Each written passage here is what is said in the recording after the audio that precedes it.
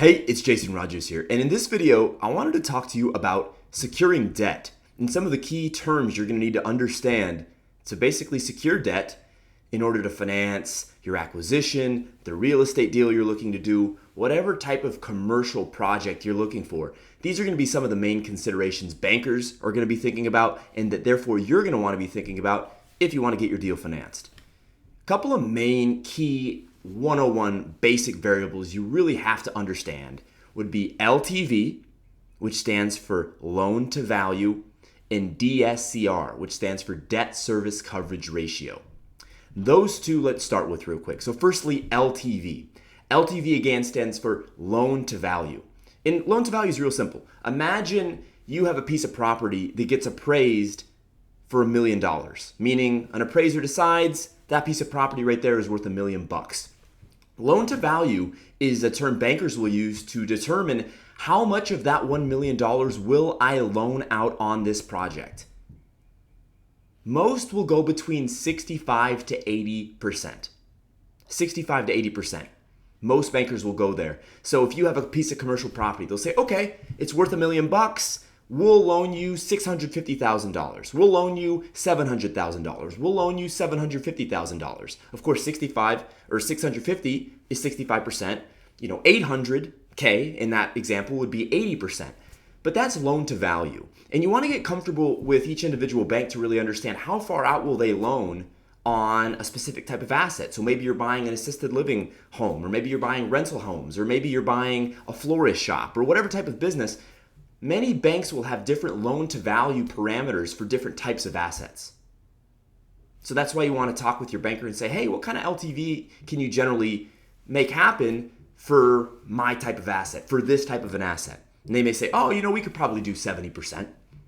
Now, as a side note, usually if they initially say they can do 65%, being the banker, they can usually go to 70%. Especially as they get more comfortable with you, especially if you have a dream team behind you, or you have a lot of experience, or you have a great credit score, or you have a high net worth. Those are all things that can generally extend the LTV, right? So if you take Bob, who has no experience, no team behind him, and not a lot of net worth, they may say, man, we'll go 50% LTV, you got to come up with the rest. Whereas if you take Tim, who has all this experience, he has a great team of advisors behind him, he has a track record, he has a high credit score, he has a lot of liquidity, meaning a lot of cash in his bank account, and maybe he has a higher net worth. They may say to Tim, we'll go 90% LTV, right? So LTV isn't just about the asset itself, it's also about who's asking for the money. Next, let's talk about DSCR, debt service coverage ratio. This is how much free cash flow the income producing property or the income producing business produces after the debt service. After the debt service. And most banks are going to want 125% or more. That's the lowest they're ever really going to want to go. Some will go down to 120, maybe 115, but usually they want 125 or more. We prefer 150% free cash flow after debt service or more, which means we want a DSCR of 150% or more. Pretty simple there.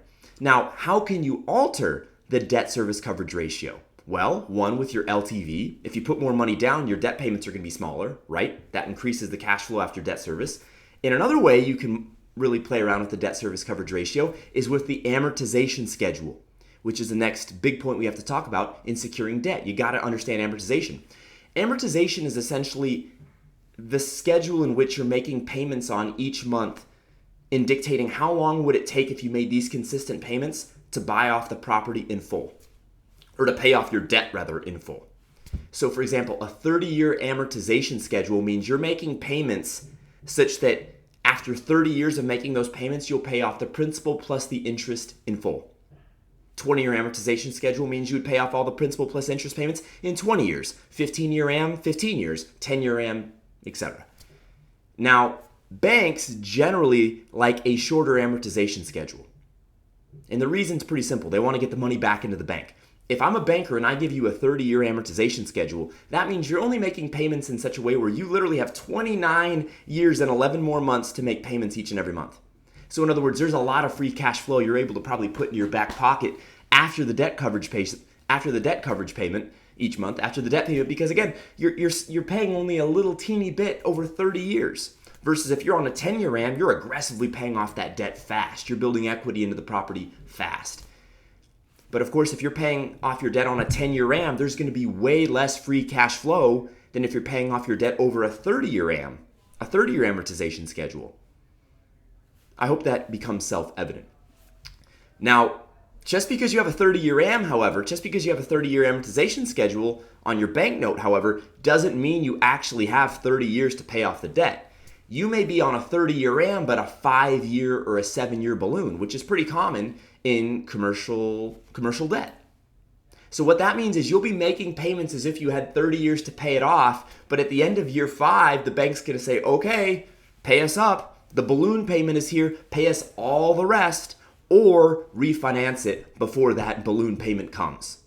And so that's really what you're often going to do. You're going to get often a 5-year fixed rate or a 7-year fixed rate with a balloon at the end, and you basically have to go to that bank or other banks, say 2 years earlier or a year earlier, and say, okay, we want to refinance. We want to get a further line of credit, essentially. We want to push that balloon further out. Or you can sell the business. Or if you have a lot of net worth, you can just pay off the bank in full on that balloon payment, right? So there's a lot of ways to get around the balloon payment. You either refi, you sell, or you pull into your back pocket and you pay that thing off, or you get somebody else to pull into their back pocket and they pay it off, right? You get another rich sponsor to pay off that bank note at the end of the balloon payment. But that's another big one to look for. Just because it has a 30-year amortization schedule doesn't mean you have 30 years to actually pay off the debt. You may only have 3, 5, 7, or 10 years.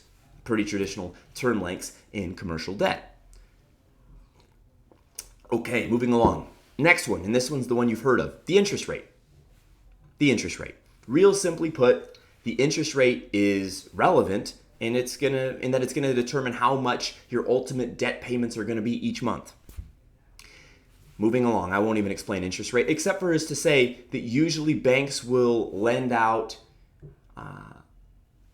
maybe between 200 to 500 basis points above Treasury, depending on the type of loan you're procuring. And in regards to interest rates, if you ask for a higher LTV, you're usually going to have a higher interest rate, right? So if I have $1 million project and I go to the bank and say, hey, I want you to lend 80% of it, right? I want $800K for this $1 million project. They're probably going to say, okay, no worries. We're going to give you a 6.5% interest rate. And I say, hey, do you know what? What if I ask you to only go 65%? I only ask you for $650K. I put the other $350 down.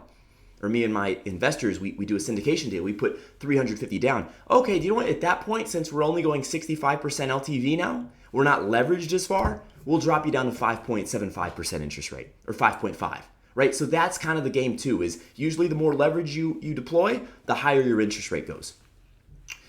Likewise, if you have a greater net worth, a greater track record, if you're basically somebody who's been there, done that, you're likely going to be able to get a lower interest rate than if you're somebody that's new to the game.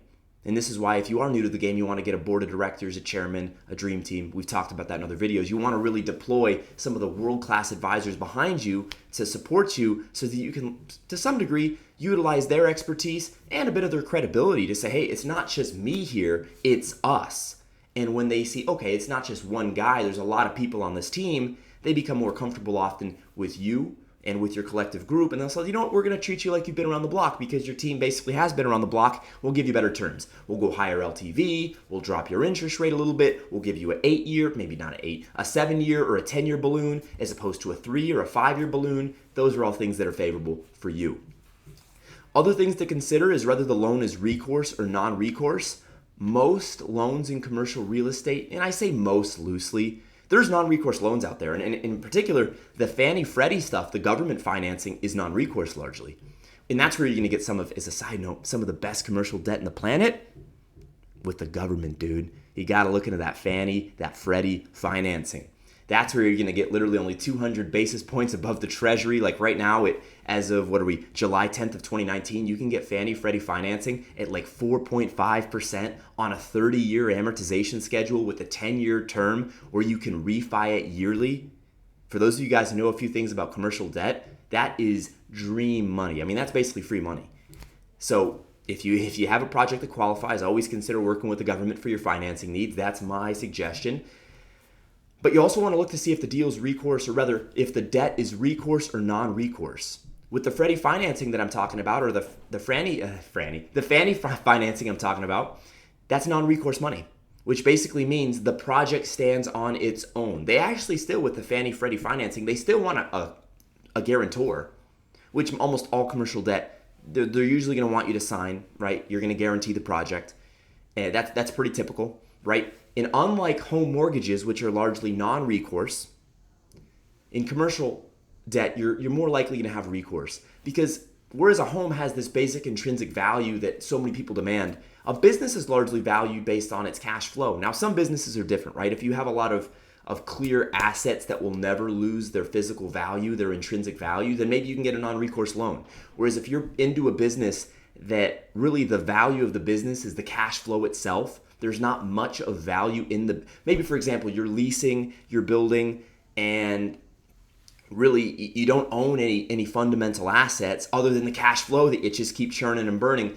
I would say that type of, if you're looking for commercial debt in that type of a business, it's more likely going to be recourse versus if you have all of these very clear, hard and fast assets that have a clear ability to be liquidated on the open market. If you ever did fail on your bank note, you'll more likely be able to get non-recourse, because the bank's able to say, well, do you know what? Okay, you're asking for a $1 million loan, and you clearly have $1 million in assets in your business between that tractor or that truck or that piece of machinery or that building that you own.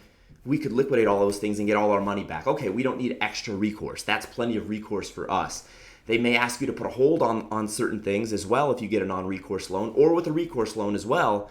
You know, if you sign for it, it may be one of those where they say, okay, but you have to freeze these assets for such amount of time. And all this stuff's negotiable, right? All of this stuff in regarding to co-signing, a guarantor, a second guarantor, recourse versus non-recourse.